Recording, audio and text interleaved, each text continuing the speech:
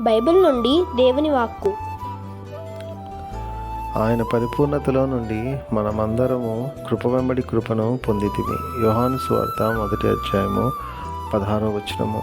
దేవుడు పరిపూర్ణుడు కాబట్టి మనము ఆయన యొద్ద నుండి మనము కృపను నిత్యము పొందుతున్నామని చెప్పి దేవుని యొక్క వాక్కు ద్వారా దేవుడు మనతో ఈరోజు మాట్లాడుతున్నారు. మనము ఈ లోకంలో అంధకారమైన సంబంధమైన జీవితంలో మనం ఉన్నప్పుడు దేవుడు మనల్ని ఎంతగానో ప్రేమించి ఆయన ఈ లోకానికి వచ్చి తను మరణించటం వల్ల, ఆయన తిరిగి మూడో దినం లేగటం వలన ఆయన పరిపూర్ణుడు కాబట్టి, ఆయన మన పాపాలను క్షమించడానికి ఆయన శక్తి కలిగిన వాడు కాబట్టి, ఆయన యొక్క కృప వల్ల మాత్రమే మనము దినదినము మనము కృపను పొందుకొని ఈ లోకంలో మనం జీవించగలుగుతున్నాం.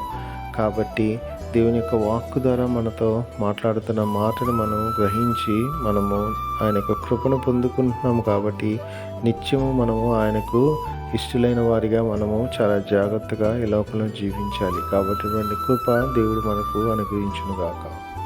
ఆమేన్.